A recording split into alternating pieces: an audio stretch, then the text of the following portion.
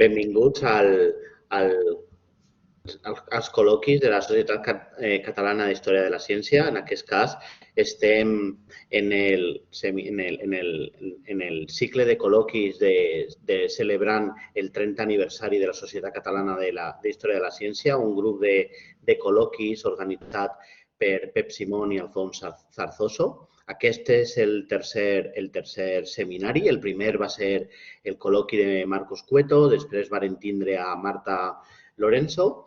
Avui ara serà presentat, tindrem el col·loqui de Sébastien Soubiran i després, el 28 d'abril, tindrem el quart col·loqui a càrrec de Brigitte Fontingle.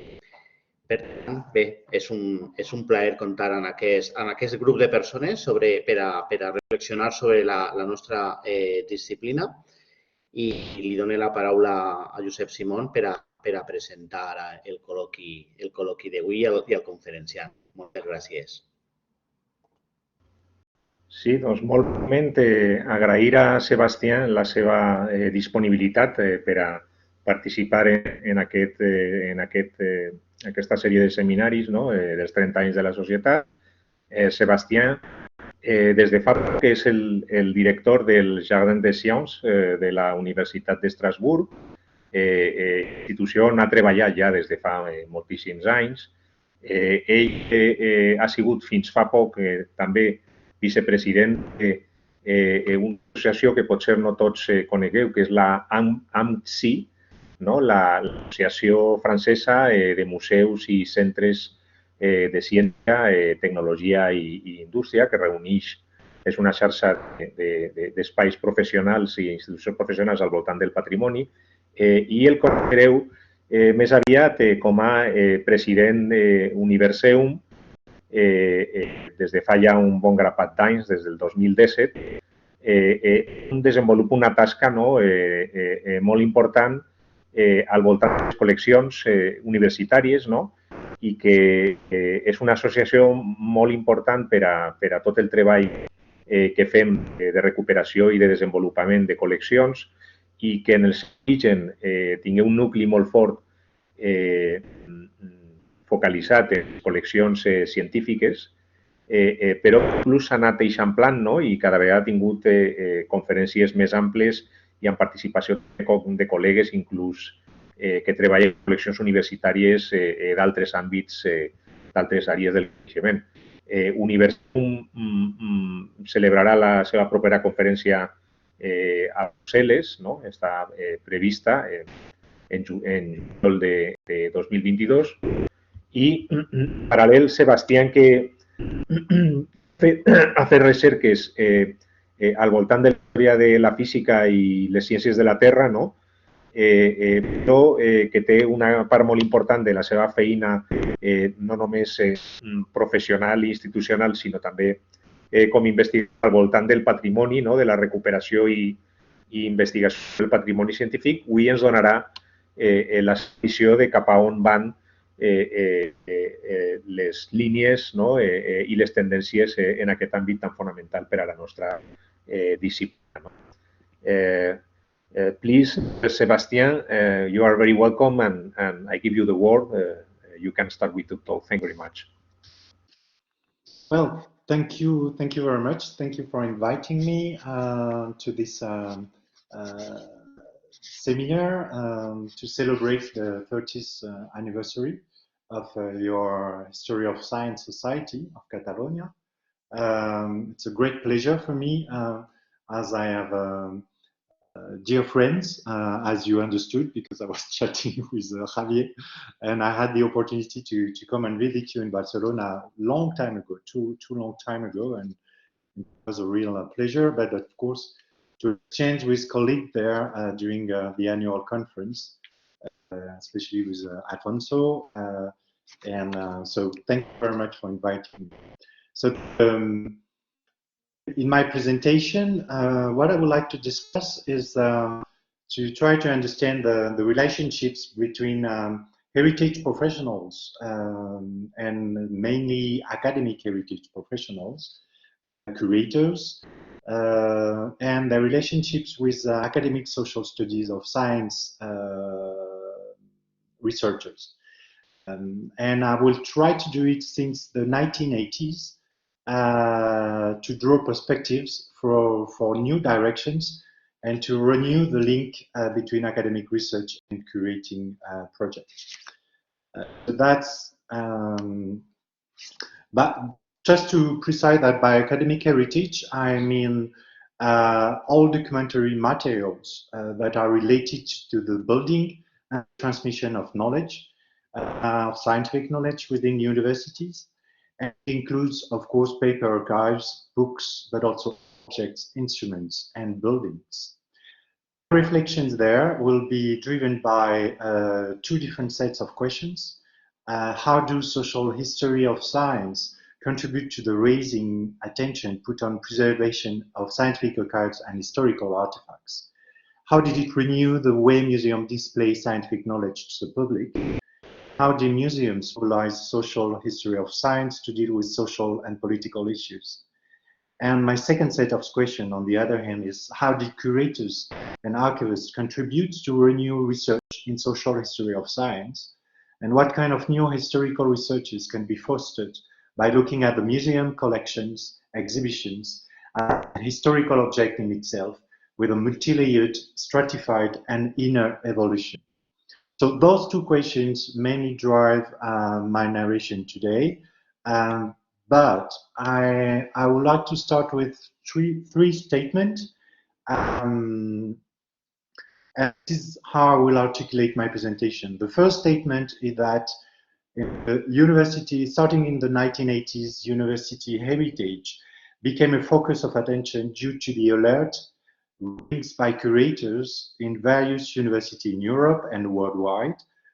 National networks support the growth of visibility among universities, and but also national and international institutions in research fields and cultural fields. Academic heritage finds its place among the raising concern of preservation of cultural heritage worldwide. So that's my first statement. I only give you on the slide a resume. My second statement is the raising concern with scientific institutions at large, specifically within universities.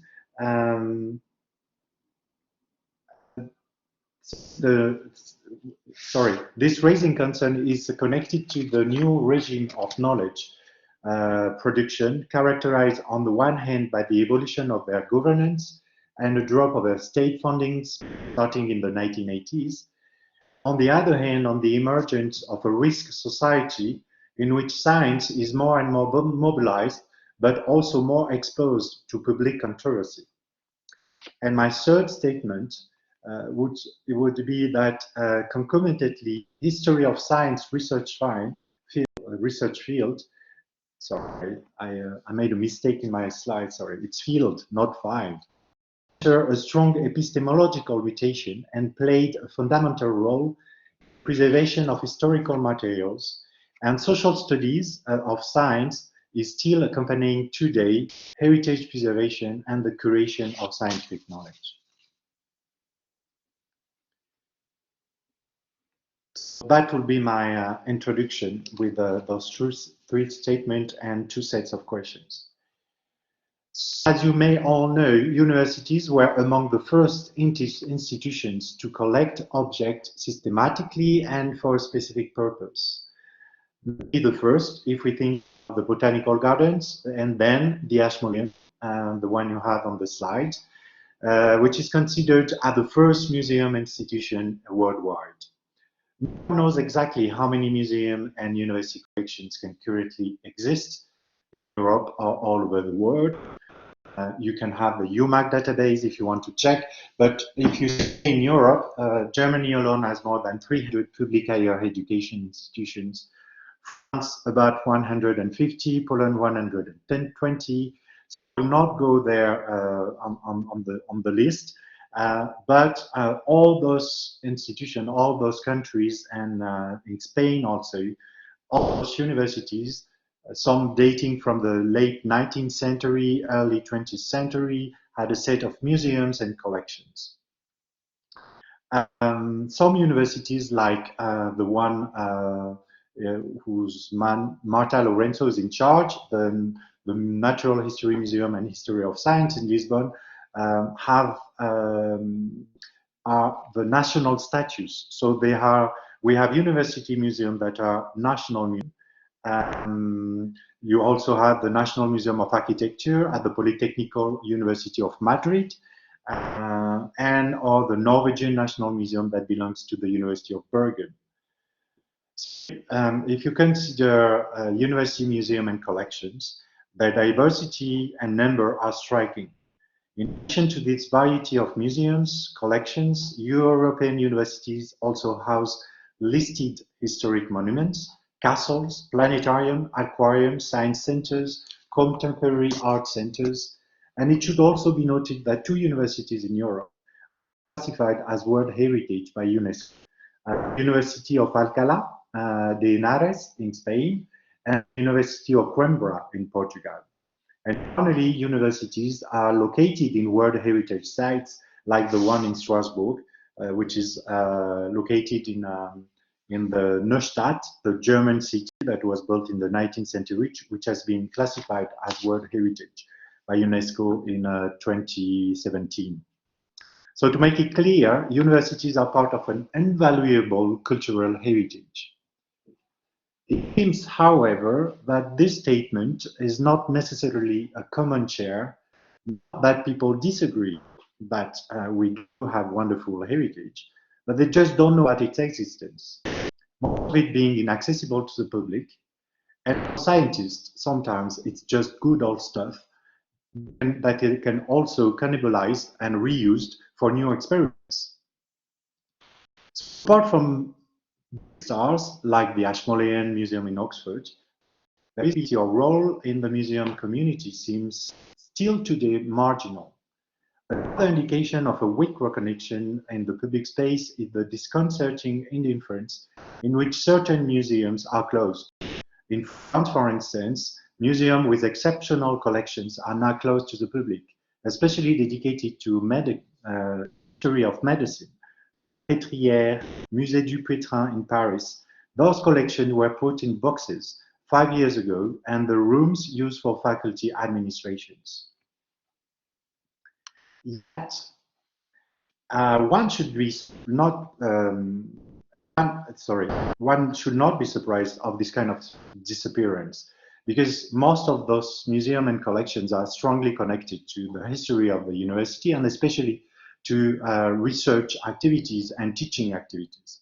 And of course, as we all know, practices in developing knowledge and methodology of teaching changed radically during the last 2 centuries. And so those heritage, those collections within universities became a kind of obsolescence. This obsolescence linked to the evolution of the mode of production of knowledge and transmission using different tools should not come as a surprise to us. However, since the turn of the 21st century, as you may all well know, university museum and collection seems to awaken. This is my slide, the awaken of university museums. And confronted with difficulties and the risk of massive loss of a large number of documentary materials for research and teaching practices, museum or collection managers started to work together at national, European, and international level, and step by step found some arguments and strategies to maintain themselves in a hostile environment and find a place in the ecosystem of universities. So the national association interested in museums and university collections were created. And it's very interesting to name a few. So the American Association of College and University Museum and Galleries was created in 1980. The British University Museum Groups in 1987, Council of Australian University Museum and Collections in 1992, the Brazilian Permanent Forum for Museum Academics in 1992 also, the Dutch Foundation for Academic Heritage in 1997, and University Museum of Scotland, UMIS, in 1998. In 2002, the Spanish Association of Museums and University Collections was created, and in 2004, under the auspice of ICOM Greece, the Working Group of Museum and University Collections was created. We also have the national network created by Cornelia Weber, former president, former chair of UMAC, in 2006, which was based on an ambitious project of national database. And this coordinating center created by Cornelia still exists today and is very active, lead the way for most of us. Other European countries like Italy, Finland, Poland, Belgium also created national network for a few years ago. Also had concomitantly and internationally another fight for the recognition and visibility of museums and university collections by heritage and museum professionals. So we had this struggle, this networks who actually intention was to be visible among their institution and university institution. And there was also another fight that is to be visible among museum professionals and heritage professionals, to have the academic heritage visible among those professional communities. In this, after a strong debate, ICOMS, the International Continuum Museum, decided to create in 2002 the International Thematic Committee for Museum and University Collections. And it was actually created in Barcelona. This is the historical place and a very important place for the recognition of academic heritage as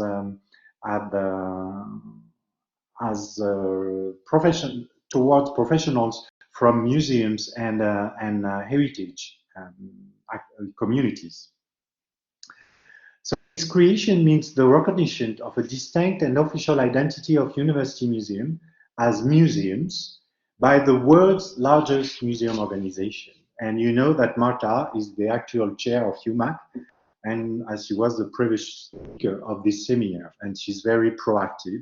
As the colleagues say, she's very radical and very enthusiastic in defending herself, and she played a gigantic and a very important role for us to enlarge our visibility and to actually take guidelines and understanding about what is university heritage. Last but not least, Ignacio mentioned that I was chair of Universeum. So Universeum is a European network that currently includes about 100 individuals members and about 30 institutional members, and which was born from an initiative of the University of Halle, Wittenberg. And this network is interested in the preservation, study, and accessibility and enhancement of the European university heritage, understood in the broad sense, material and immaterial, a tangible and intangible heritage. So the first action of Universeum was the Declaration of Halle, which was the result of a conference of 12 of the oldest European universities, all in possession of very important collections and university museums. This declaration tried for the first time to reformulate structural requirements for policymakers at all levels, universities, national governments, and European institutions, in order to improve the conservation and public access to academic heritage. In addition to this political act, a joint project materialized this collaboration with the publication of the collective work that showed the wealth of university collections on a European scale. It was funded by the European Commission under the Culture 2000 program and published a year later. These actions have attracted several echoes from European authorities. On the one hand, and this is a very important step for us, the European Commission has declared its interest by granting the creation of European Day of Museum Academic Collection, but most important, the Council of Europe discussed the situation of collection and in 2002 published a number of works, and then a recommendation in 2005. It is addressed primarily to governments of the states member of European Council and university directorates.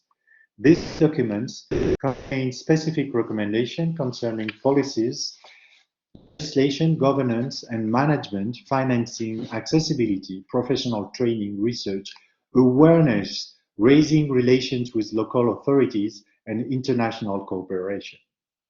The recommendation encourages university directorates to consider I quote, to consider the entire heritage of the institution of higher education, the ultimate responsibility, moral, administrative, and legal, asks the supervisory authority and university to provide for the financing of their heritage policy in their own budget, funded by public and private funds, and seek additional outside resources. This recommendation, of course, is only a recommendation. It's almost 20 years ago. It had a strong impact, but we're still not there regarding the investment and the fundings of universities on the preservation of their heritage. Okay, there still was an echo, and since the turn of the 21st century, we have more and more examples of universities that starting to create and to have a new interest for their heritage. And I would like to put that interest in context, in a more global context, of more general change within scientific institution at large, and more precisely within universities. So in scientific institutions where laboratories are being created and dismantled at ever greater speeds as the disciplinary fields change, the time given over the remembrance, memory, and heritage action, although it does exist, seems to be of limited duration. The time for mourning, the time for constructing a collective history before progress, innovation, which are at the basis of the construction of scientific knowledge, take over. Numerous studies have shown that the commemorative act appears for the actors who participate in it as an opportunity to elaborate a story to tell about themselves, contributing to the construction or the reconstruction of the history of the past. These commemorations also serve to establish a sense of identity, to establish a community or discipline, sometimes vis-à-vis another in the future. Those commemorations of the future were for a long time intended only for the scientists themselves. However, since the 1980s, they have moved beyond the simple field of community commemoration, supporting a need for scientific institutions to be opened to other social worlds. The desire to commemorate and its public presentation culminated in a wave of commemoration orchestrated by research organizations or higher education establishments during the 1980s and the 1990s. We have many in France, for example, but we also had many in the UK, and the CERN, for instance, also celebrated its 40th anniversary. And this commemorative fever is no longer the work of an institution or an isolated discipline, but is a mobilization of the scientific community as a whole, thus participating in a collective celebration of science.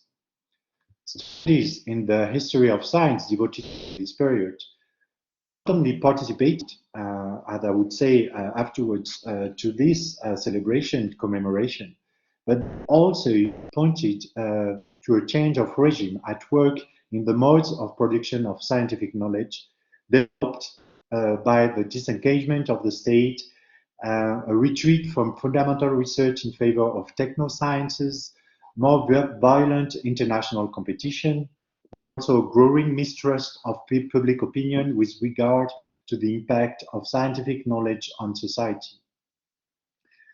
Faced with this deep crisis in its mode of operation and legitimacy, developed since the Second World War, the scientific community is multiplying the opportunities to assert its own identity, while at the same time strengthening its communication tools.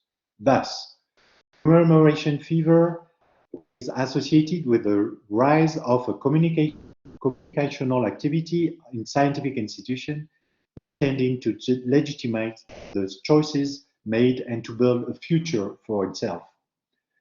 It meets with their growing investment in order to claim the existence of a scientific and technical culture that must find its place alongside the other fields of culture and contribute to its own development.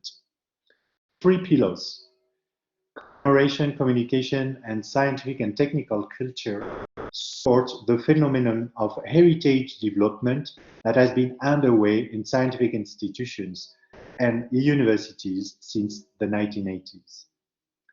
On many occasions, heritage preservation programs are undertaken in order to be able to show this heritage, even exhibit it, and to open up to the lay public, which is precisely the audience that needs to be addressed. Looking more specifically on universities, the myth of the ivory tower, if it exists at some point, is no longer sustainable. In Europe, building of a society of knowledge put university in competition by creating a top university classification, encourage diversification of funding and stronger collaboration with private firms, a stronger role played by local authority, city, region, reinforcement of the links with civil society, implied new governance for university to become, some would say, an enterprise. So in fact, more entrepreneurial. Currently, the changes brought by this evolution of the university has had numerous impacts, as you always know probably. One is the building of a new assertion of a strong identity.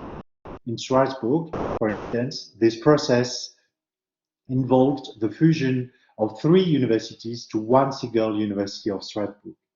In many cases, it translates into the development of the strengthening of the openness of the city and a particular attention, whether new or enhanced, towards identity building processes and their attached tools. Thus, culture, history, heritage are thought as tools to be deployed in the building or rearrangement of identity, which is often locally anchored. North American universities, mostly built on an entrepreneurial system, offer the value of their experiences. However, to some extent, this identity building goes hand in hand with prestige and a marketing dimension. One has to be watchful that the equilibrium is preserved. The 2008 financial crisis, but the coronavirus crisis also certainly showed the fragility of university collections if their marketing value becomes too dominant. And this slide, a museum for sale, is a slide from the United States. Lots of museums during the 2008 crisis, but also the COVID-19 crisis, closed actually during that period. Consequently, the culture dimension of the university has to be taken more and more seriously, giving university collections and museum a more fundamental and less secondary part to play within the university, not only as knowledge artifacts, but also as heritage and cultural artifacts. I would say now that that history of science and social studies of science play a key role in enhancing this cultural dimension of heritage, of university heritage. Apart from giving tools to understand this process, history of science played a key role in accompanying this agenda. Sorry for repeating myself. In France, new generation of historians of science, for instance, but more generally in Europe, were participating to the new approaches developed in the social studies of knowledge field since the early 1970s in Europe. The and the United States also. The main intellectual moments which the social studies of knowledge field passed through between the 1970s and the late 1980s recomposed entirely the whole domain of the history of science and proposed new objects of inquiry, legitimate questions, new definitions for what is pertinent for the historian. I will not present today the history of this moment, but for instance, sorry for being very French-oriented, but the historian Dominique Pest wrote a very interesting synthesis in the Revue des Annales in 1995, giving a very good history perspective about this history of science. To sum up, this work stated the social and cultural dimension of scientific knowledge and utilized human sciences tools to understand the mode of production of knowledge. Scientific knowledge should no longer be considered as a mere understanding of the truth that pre-exists in natural phenomena, but should be contextualized in its historical social environment and as it contributes to its change. This new approach had a strong impact on the documentary materials used by historians of science. Archives, paper, instruments started to be studied to both demonstrate and understand the social dimension of scientific institutions, historian of science and science museum. Indeed,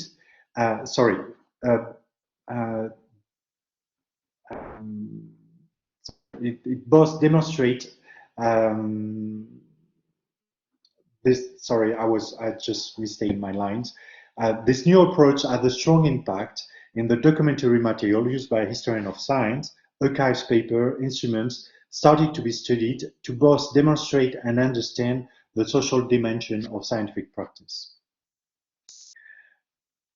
Again, I will take one example, a French example, which for me is very important. The Cité des Sciences, for instance, which was inaugurated, which is a science museum in Paris, which was inaugurated in 1986, and that Xavier knows very well, include a new research center for history of science, a library in history of science, and an archive center. This science museum is focusing on contemporary science and hands-on experience on the model of Exploratorium in San Francisco. It collected many objects of science and built a storage to preserve them. The research center trained lots of historians of science that played an active role later in developing social and cultural history of science, not only in France, but also abroad, all over Europe, I would say. If you don't mind, I would like also to make a specific dedication to Paolo Breni, who was one of the most famous historians of scientific instruments, sadly passed away a few months ago, and who was a member of that center. He very started this new approach in history of instruments and history of science. So this approach includes the reconstruction of the study of historical laboratories and cabinets, of the know-how, practical knowledge embedded in scientific instruments, essential for the replication of the apparatus and the reproduction of historical experiments. All approaches investigating scientific objects by including issues related to collection histories, museum actors, and collection management. Scholars showed that writing the trajectories and biographies of objects requires to investigate how the status of object changed over the course of its life, from a research use to a museum collection display, or to understand whether and how the political or social climate impacted on the object's trajectory. For instance, Daston or Bennett work in the early 2000s, very much work on that field. Recent approaches to museum studies abandoned the focus on one single object or collections in order to investigate the relationship between the construction of museums and the construction of scientific disciplines. studies show that past practices of collecting and building museums went beyond the purposes of research and teaching and rather concurred to the establishment and characterization of the identity of a particular research field, for instance, Marta Lorenzo in 2018. Finally, other studies opening towards social and political studies focuses on the exhibition process and contents. These studies challenge the supposed neutrality and impartiality of museum exhibition, particularly those concerned with science and technology. They show that technologies of displays and ideas about science are mobilized to tell stories of progress, citizenship, racial and national differences. For instance, MacDonald and Alberti. So historical researches on science developed since the turn of the 21st century highlighted a concomitant interest between curating practices of scientific knowledge on the one hand, the material dimension of the production of scientific knowledge on the other. Strong attention has also opened up new perspective on the public display of science in museums and conversion of scientific artifacts. Material culture of science and the importance ascribed to the associated objects brought archives, scientific museum, university museum and collection to be a major focus of interest for the development and the test of different research approaches in social studies of science and technology. And I would like, it's not really a conclusion, but I would like to wrap up before giving some examples of this strong connection within university museums of professional museums, professional curators, and social historian of science.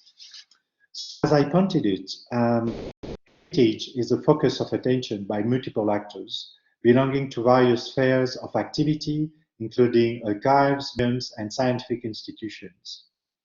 In the name of the urgency of safeguarding it, numerous actors engage in a series of actions concerning the identification, preservation, inventorying, and promotion of our heritage. Scientists, curators, archivists, and historians of science. Along with this activity, we witnessed the development of reflection of a professional nature developed by the same person. To design comprehensive policies for safeguarding the material and intangible heritage, its management, and the modalities by which it is made public. The question of objects, instruments, and place is one of the core issues examined by several think tanks and groups devoted to safeguarding heritage, but also devoted to study them with the research perspectives. In France, the special program on the preservation of astronomical observatory, for instance, started in the 1990s, certainly played a key role in bringing together curators, scientists, archivists, and historians of science. It leads to many results, from database, thesaurus, curating objects, exhibition, and scientific publications.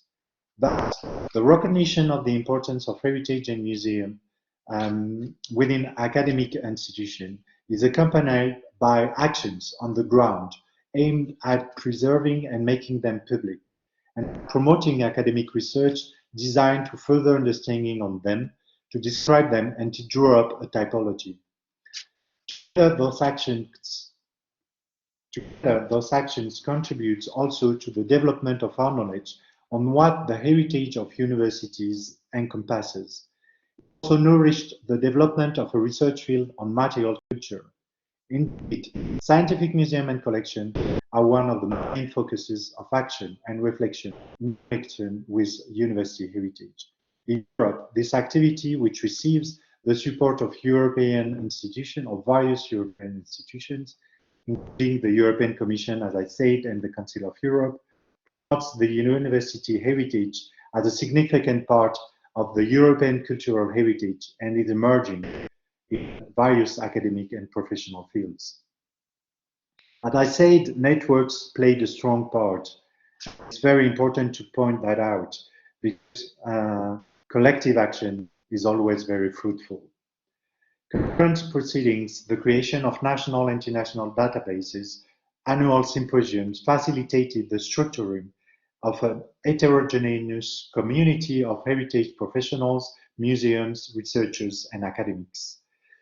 The recommendation published in January 2011 by the German National Council, Scientific Council, stated that the creation of a network fostered by structuring projects can lead to recognition at national and binational authorities, at national level and binational authorities.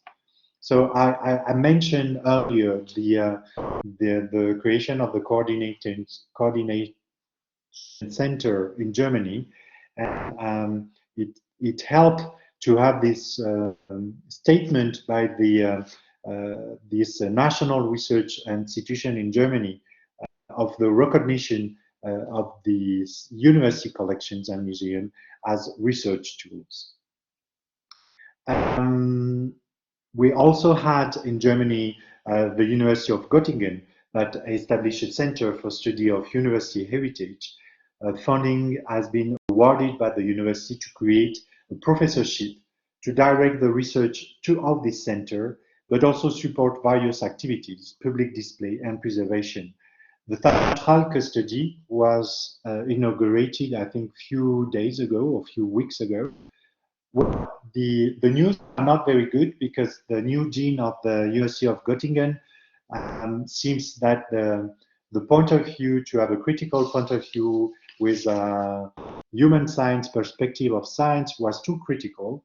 And so the directress of the central custody just resigned for this position, for her position. So it means that we really have we still have a long way to go before having this opportunity or this ability to have this more human science, to defend this more human science point of view of science. Portugal, as you may know, maybe Marta Torberry, a very big research infrastructure also that will provide long-term preservation process and accessibility of the biggest university of the country in Portugal.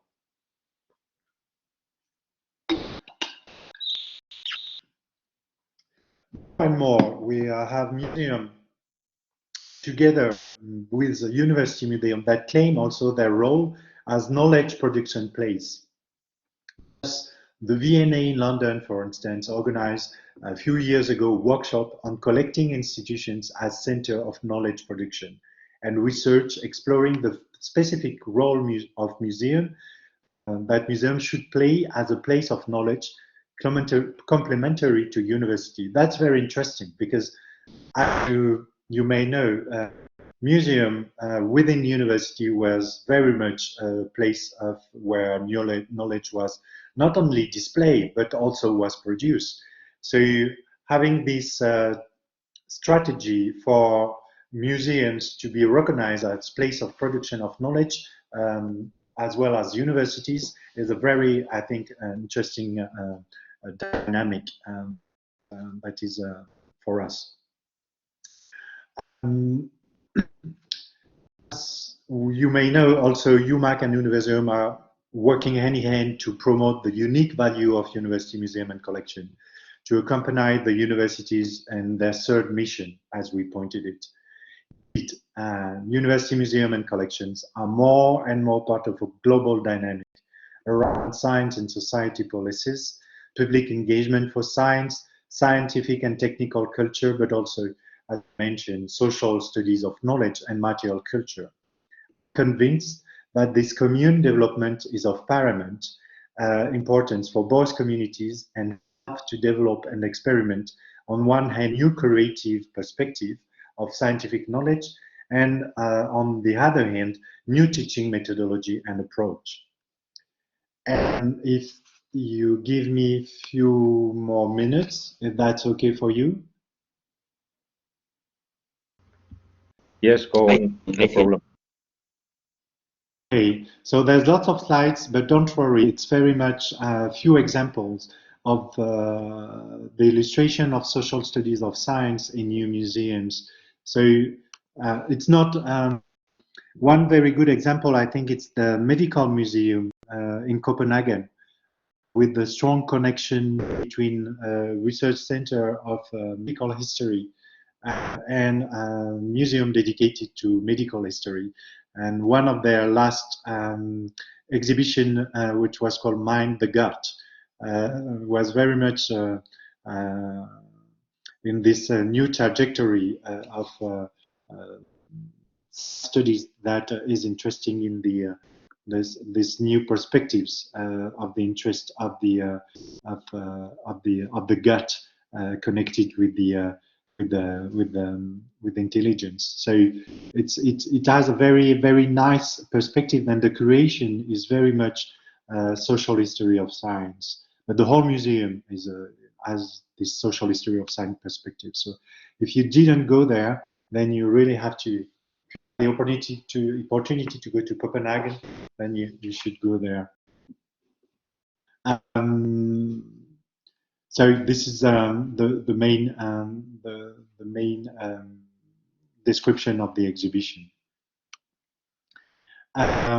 There's also a dynamic trial. I was talking about Göttingen, but they're not the only to focus on the process and the how the process of research, practices of research, the methodology of research, the environment of research.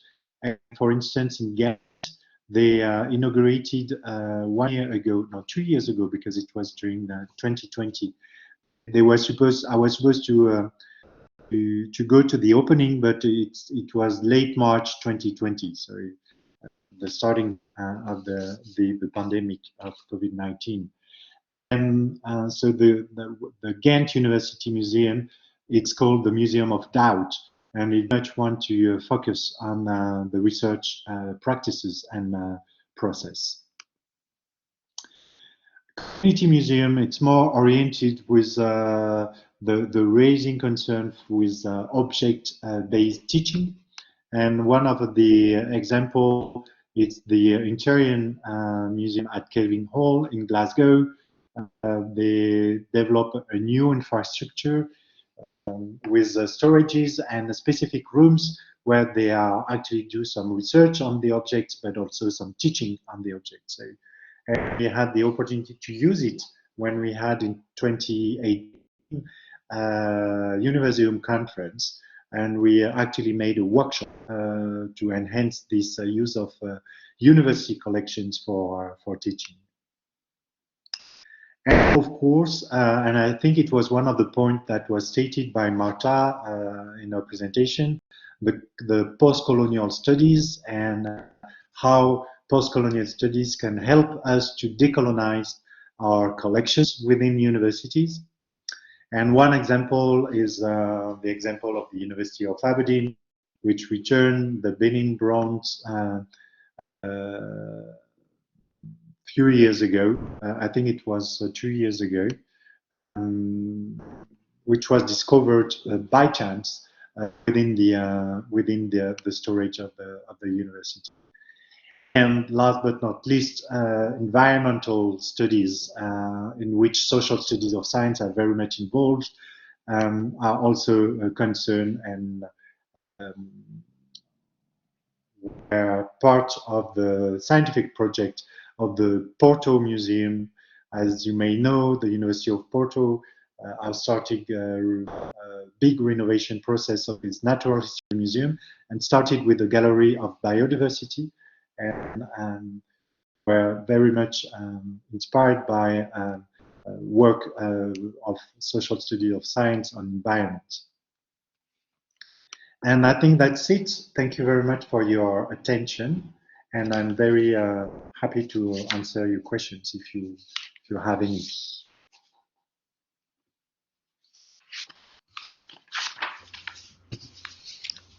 Thank you.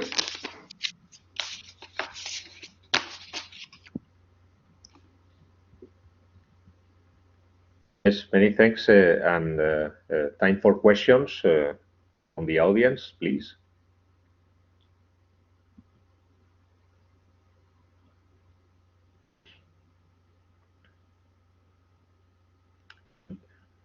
Ignacio?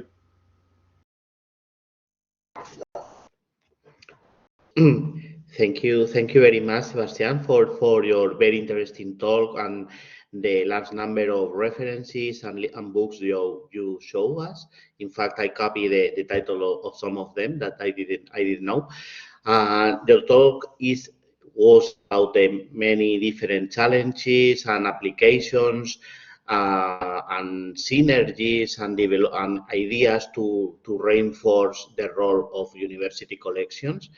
And my question is about is related to the Mind the Gut exhibition. So my question is related to the role of university collections, university museums in university teaching, because in many cases, so my question in fact is if you can explain us or give us some examples about successful examples of uses of university collections in university teaching, and not just for history of science degree or masters, but also for science degrees. Perhaps your point as university in Universeum gives you a panoramic view, so perhaps you have successful examples we can apply in other places. Many thanks. I think there are many. So I talk about Glasgow. It's not mainly concerned with the history of science. Glasgow. It's very teaching based in many curricula. I'm not sure about science curricula. I know that in Strasbourg we actually do object-based teaching for science curricula in first year, for the first year, licence for physicists, and also for a specific curricula which is called pluriscience, pluriscience, which include students that don't want to decide whether they want to go for chemistry, earth science, or physics, and then they have this curricula, and we experimented with them, the use of objects from the collections, and it's actually very successful for us because it helped them to put in perspective their disciplines.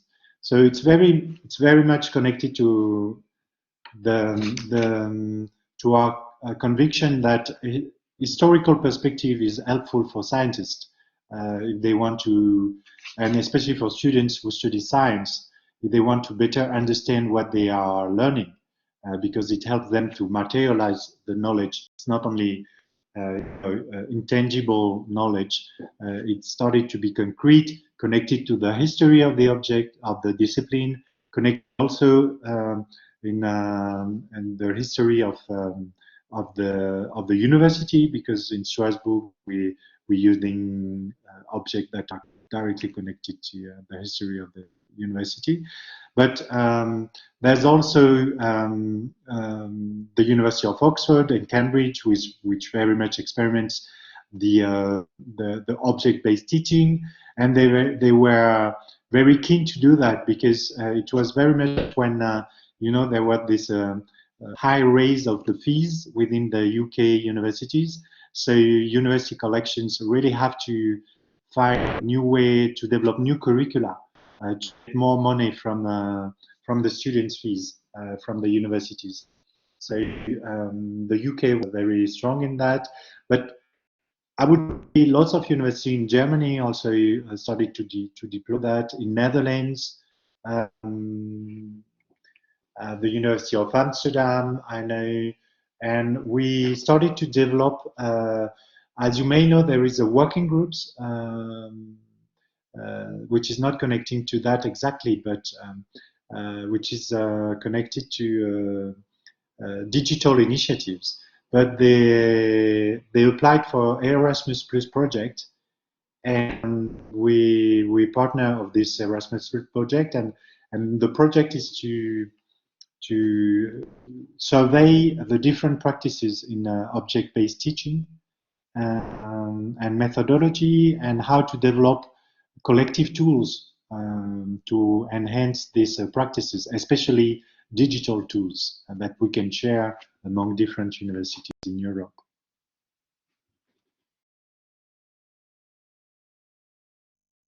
Sí.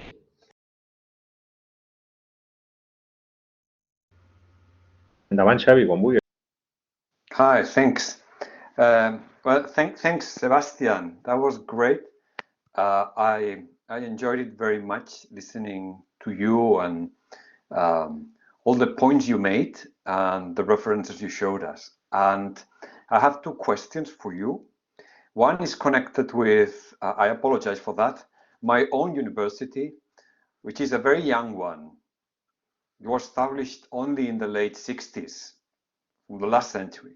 But I still think questions of heritage are important in such a university. So I wanted to ask you, first of all, what's your experience? What do you know about EU museums in very young universities? How do they claim this is important? Of course, it's a very different case as universities like Alcalá, which you mentioned, or Porto, or Bologna, or even Strasbourg. So what should we do in this case?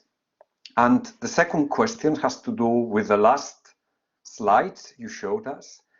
I wonder what you think. Would you say that there's an increasing contestation about the role and politics of museums?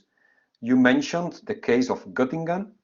There's also been lots of discussion and public debate in Germany around the opening of the Humboldt Forum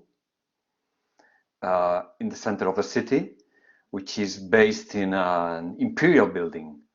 And so I wonder, I don't know, it's really a question. Do you think that there's an increasing awareness and public debate and contestation about the role of museums, including, of course, university museums?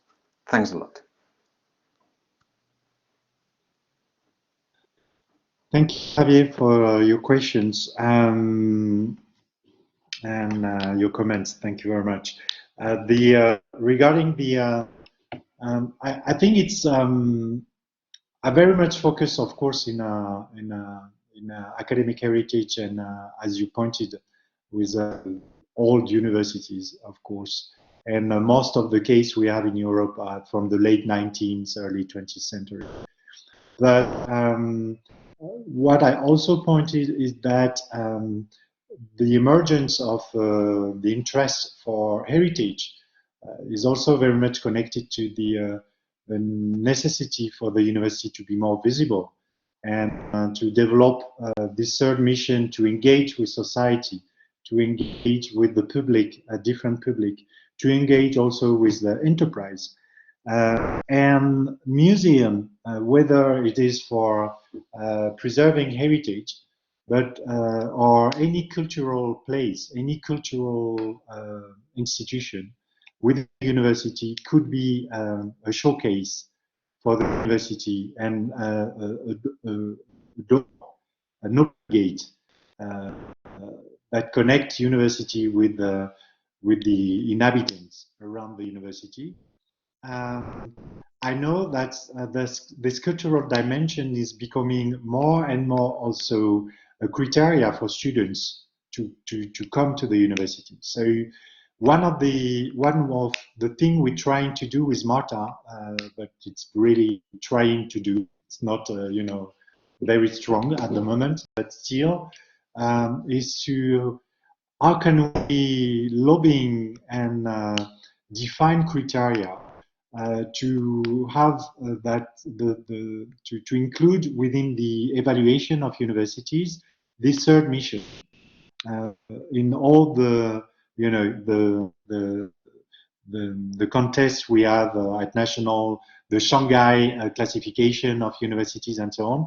Why don't we try to have the third mission as one of the evaluation tool for the university? So. And so I think that the first step for even young university that were created in 1980s, that were, I don't know if it's the case in Spain, but in France, they were very much part of the program of disseminating higher education within the country. So lots of them were very much involved in teaching, but of course they developed a different kind of research fields and different research infrastructures also. So they do start to create tools for research. So they're starting to have heritage. They're starting to have historical materials already with the institution. So of course, they should be part of the process, and they might be interested in this kind of process. But they're very, I think they're in the same dynamic as the older one. It's very much to be visible, to be more competitive, and to play a part and to be more aware about the social role of university and the social impact of university, and especially as an institution that develop knowledge, so it's social impact on society. And so it's a way of saying, okay, we know that we're developing this kind of knowledge, and this knowledge will have some impact on you, the guys, on the inhabitants, on the society, on the public. And now we try to explain what we're doing. I forgot to mention the participative research, the participative science, which is also very much into engaging with different public, engaging a dialogue. Sometimes it's to promote science, of course, but sometimes it's also a way to include the participation of the public within the process of research. Some of the universities are starting this kind of process. So that's my first my answer for the first question. And on the second question, it's a very good question. I'm not sure the problem is with museums. I would say that we were more in a very in a sort of critical state for university collections and more generally museums with collections in the 1980s and 1990s, where you had these museums without collections that appears, especially science museum, hands-ons, and you had one also in Barcelona and so on. So those museums were a new way of thinking museum as a cultural institution without any collections. So it was more on society, science and society debates, promoting science, promoting new technologies, innovation, progress, and so on. But at the moment, I think that what the controversy about those museums is more connected not to the museum itself, but to the fact that it's connected to the role of the museum, how the museum is used, what kind of role we want the museums to play. And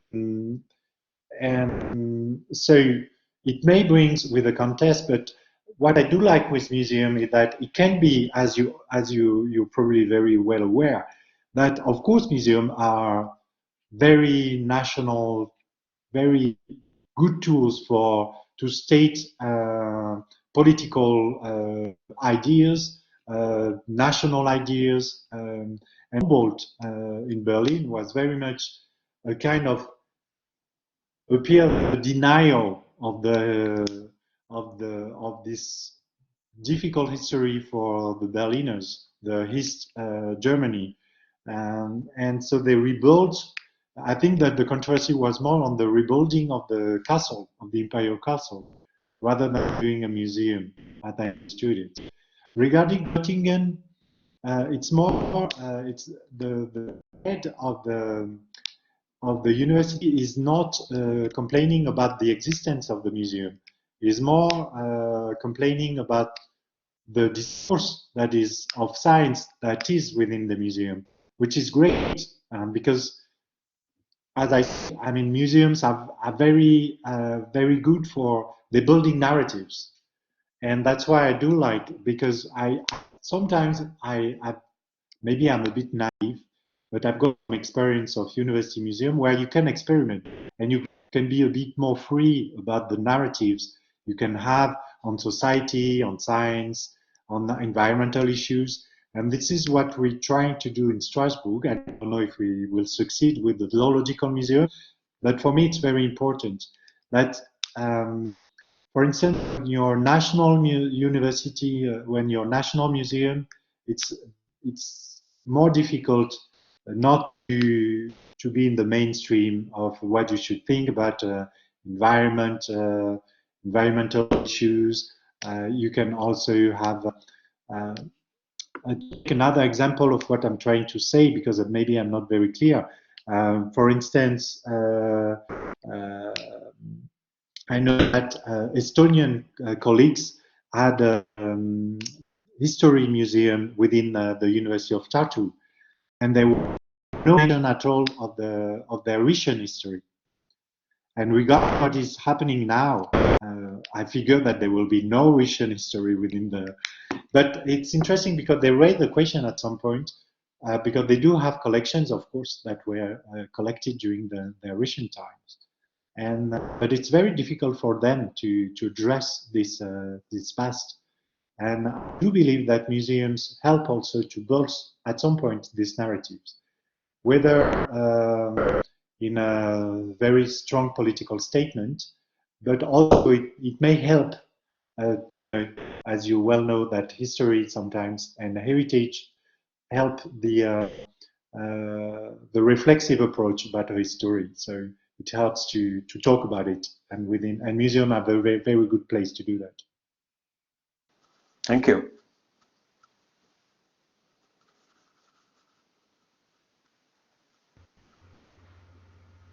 Les preguntes, Cesc, que estaven fent signes amb les icones, si era una pregunta o estaves experimentant, o l'altre. While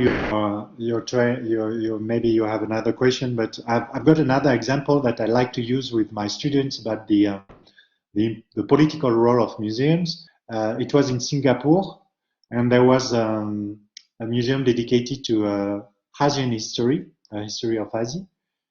And I'm not very good with geography in general, but when I finished my visit, I just realized that there was no Japan at all within the museum. They were not talking about Japan at all. Even on the map of Asia, there was no Japan. And when you're interested a bit in the history of Singapore and the difficult relationship with Japan at some point, you understand that there's no Japanese collection or even Japan within the map of Asia within the museum.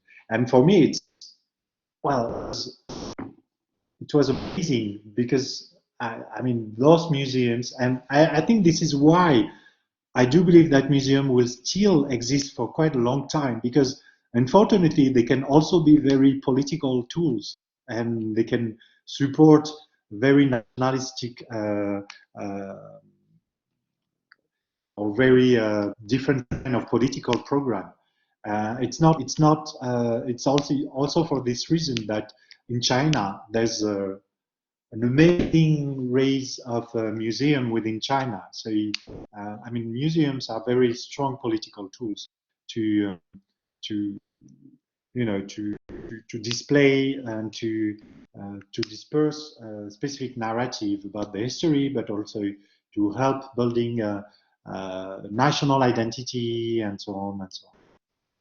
I'm not saying it's necessarily bad, but I think it's very it still have lots to say. And you can also find in a museum very provocative and very alternative narratives also that are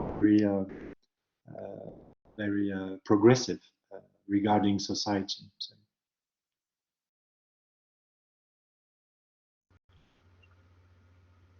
Sébastien, I wonder what will be your perspective on these relationships between heritage and museum professionals on the one hand and academic historians of science on the other? Something I think about frequently, because I think there is obviously a very fruitful intersection and interaction and intellectual exchange. And there have been and there are prominent scholars who have the two hats, who work on both fields, etc. But at the same time, I think that perhaps, and I don't know, the success of Universeum maybe would be more on its capacity to build the profession or to connect professionals and build a community of professionals with different status and degrees of professionalization and complex situations in their own institutions. Also, perhaps addressing different audiences, because this is the richness of working in a museum, that you are addressing, you can address a much broader audience than usually scholars in universities address.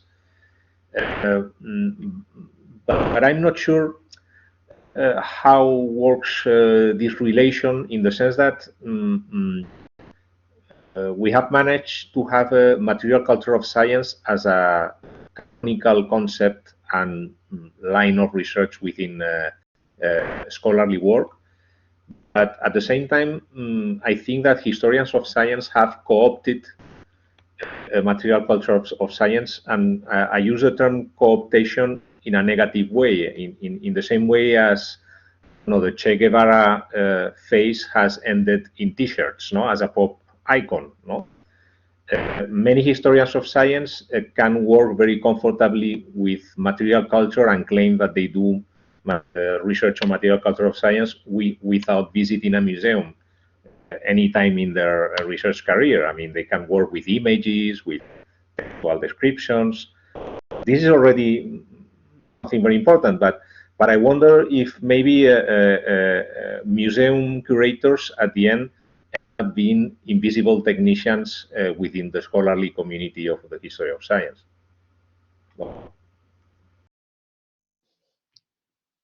That's very interesting.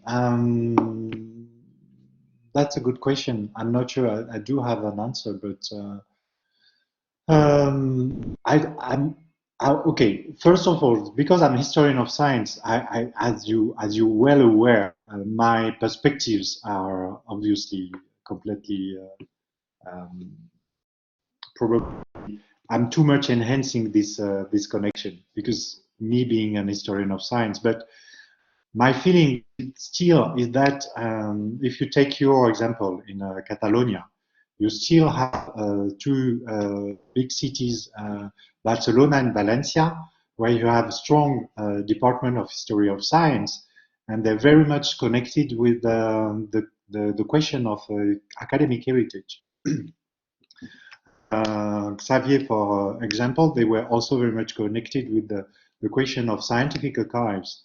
So I do believe that there is a kind of I don't think that curators are just technicians, because in most of the time curators are also they're technicians of course, but they're also part of most of them also have a reflexive approach about the object, so they also have a research activity. If you look at the UK, for instance, curators are mainly academics. So lots of them are academics. When they're in charge of a specific department, they are academics. If you look at the Science Museum, this is not a university, but the Science Museum in London, you have lots of historians of science in charge of the different area of the collections. So you do have strong connections. I don't think historian of science, probably some of them are, but consider curators are mere technicians. I understand also your your point about material culture and the fact that we may dismiss this material culture, but I was more concerned by the fact that this material culture, there is also an evolution from historian of science. Because when I was talking about the 1990s, for instance, lots of studies on scientific objects were not even working on the object themselves. Some of the historians of science studied the trajectory of objects, but they didn't even touch or look at the object precisely. But I think that for the last 10 years, there was a strong change in that. And this is what I call the material culture. Because you had historians of science that started with the object. The object was not an object of study. The object was the study. I mean, it was. And in that sense, there's quite a lot, I think, research that started to emerge. And in France, there's one. It's in French, sorry, that I have here, which is Voir les savoirs, which has been written by Jérôme Lamy and Jean-François Berthe, and it's very much about how can we learn very much about the knowledge regarding and studying, touching the objects. So you do really have to interact with the object if you want to study properly the object and to develop some research. So it was in that sense that I think that material culture help historian of science to actually work with the collections and not talk about the collections or study the collections or study the history of the collections, but actually worked with the collections. And in that, they're working hand in hand with curators, with amateurs, with students, and so I think it's very very rich, and I do believe it will lead to something interesting for us.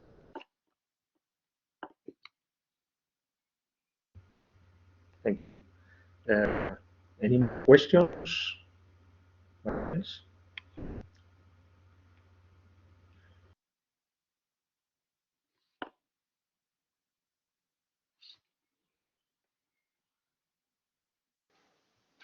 I had one thing to say, if I may. Pep, if no one is saying, just a bit worried that it's our role as historians of science or scholars of science studies or whatever, seems to me needs to be claimed all the time. So you referred to some of the museums in Barcelona and Valencia. I must confess I was a bit worried, maybe I'm wrong, but I read recently an interview to the new director of the Museum of Natural Sciences. He's a scientist, he's a well-known scientist, maybe Pepe or Oliver know more about that, and he failed to make any reference whatsoever in that particular interview to the rich historical collections of this museum. So he portrayed his role as new director as someone who wanted to promote science and the interaction with publics and so on and so forth. But to me, failing to mention the historical collections was a worrying sign. So I might be wrong, but I feel as if sometimes, so we've learned a lot, you have a lot of experience working with museums and collections, but I got the feeling you need to kind of assert all the time, every time, that this is important. So it's not something we can take for granted. You're absolutely right. Once again, it's I didn't want to give the impression that yeah, we succeeded to achieve. I think first of all, I mean the road is very long, but it's already, for me, it's already amazing that a museum like the GUM or other museums have some reflexive approach about science. And the museum I said about Copenhagen also have some reflexive approach. And there are exhibitions, as you might know, which is not a university, but you can see that they were the fact that they're talking about controversy, for instance. It's not a big step, but for us, controversy, it's us that developed this concept of controversy. Or develop the fact that it's a very big tool for developing scientific knowledge. I do agree that the mainstream is still to have a very scientist point of view. Science is progress, and we to promote science, and science is too important to be left to human sciences. Especially because, as you know, in France, we are considered as leftists, so we are very dangerous people. But in my sense, that I think that university may have more opportunities to do that, because when you need you need to be recognized. But also sometimes they just leave you alone. So when they just leave you alone, then you can do things at some point. But as to go in your sense, Göttingen, that I mentioned, is very much what you're saying. I mean, they actually succeeded to develop a museum that give a new perspective of science. But you have a new dean, and then this dean, which is who is a scientist, decide that, oh no, this is there's too much human sciences perspective. So let's go back to a more scientific, more scientist point of view to promote more scientific knowledge. Because they always care that our aim is not to promote science, of course, but it's not to criticize either, in the sense that most of historians of science are very much convinced that scientific knowledge is very important. So it's more the context of creation and the impact of the scientific knowledge that needs to be analyzed and reflected on. You're right. We have to be very aware that we will always have to fight to be visible, to get some funds, to get some legitimacy, and to have a more reflexive narratives upon science in society. Olive O'Hadel comes in.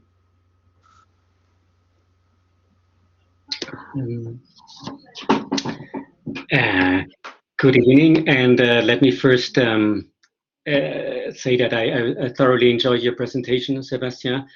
It was really excellent, and I equally enjoyed the discussion, and it's really, got me thinking a lot. I don't have much to say really. I just, as Xavi mentioned it, well, we have to see about that new director of the Barcelona Museum for the Natural Sciences, and I think Xavi is right when he says that, well, it's always a fight. We always have to claim our or make our claims, and our it's a constant struggle, and in that case, well, maybe if everything goes well, there are already some plans to interview him from the part of our society, and ask him specifically those questions. Well, what role does the history of science will play with you being a director? Because there are some initiatives already on the way. How does he position himself towards this? So I think it is inevitably our own part we have to play, our duty to make sure that history of science, heritage, and these issues are out in the public and are addressed.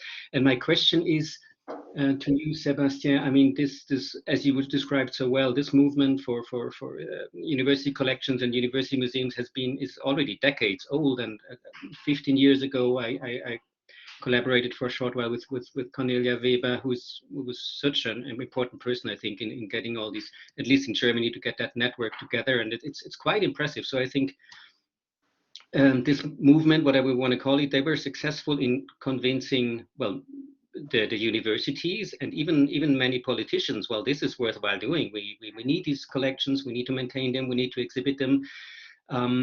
My question would be, what about the public that goes beyond the academic public in a strict sense, the students and the professors and the researchers and so on, who are obviously directly addressed with these collections? What's your sense also in a historical dimension? Has this movement succeeded in convincing the general public that university collections are worthwhile financing, exhibiting, and making these exhibitions in those last 20 years or whatever? Thank you so much. Thank you for your questions, and thank you for your very kind comment on my presentation.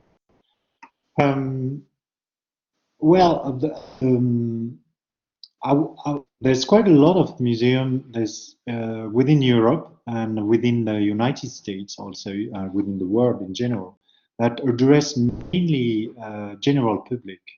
They are not specifically for students or academics. Of course, there are some small ones sometimes.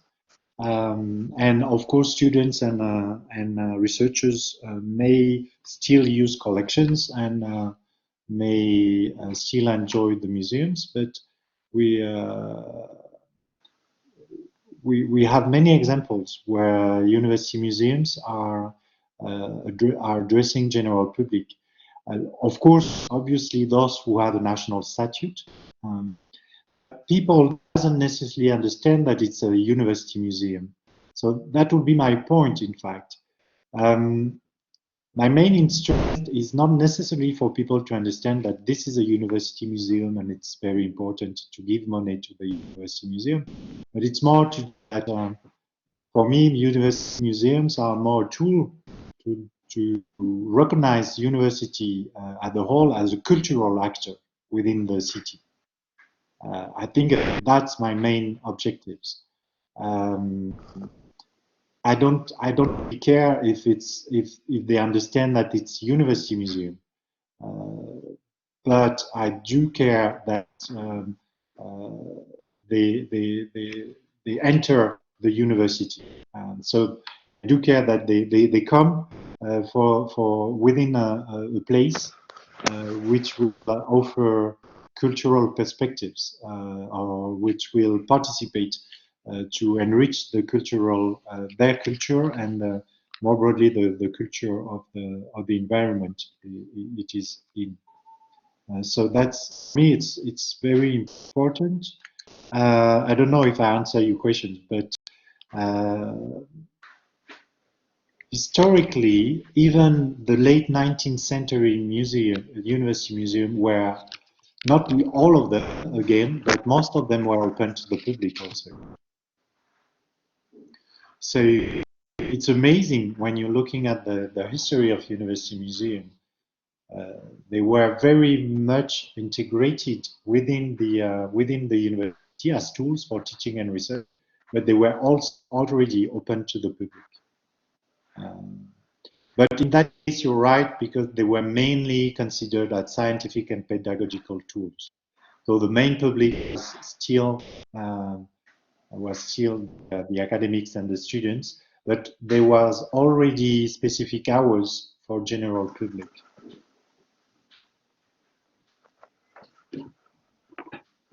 Thank you. Okay, so I think that it's already past 8. So, we should be closing the session, if you agree. Thank you very much, Sébastien. And we have 2 conferences in Brussels coming up. Yeah. No, Universeum is the pioneering one because it is in July, no, and then in September it's the European Society for the History of Science. What a coincidence! I know, I remember that. Yes, absolutely. So, well, Sébastien, again, thank you very much, and we will keep in touch. Well, thank you, everyone in the audience. Thank you. Good night. Adios. Okay. Thank you. Bye. Bye. Take care. Thank you. Bye, Thank you. everybody. Merci. Thank you. Bye. Bye.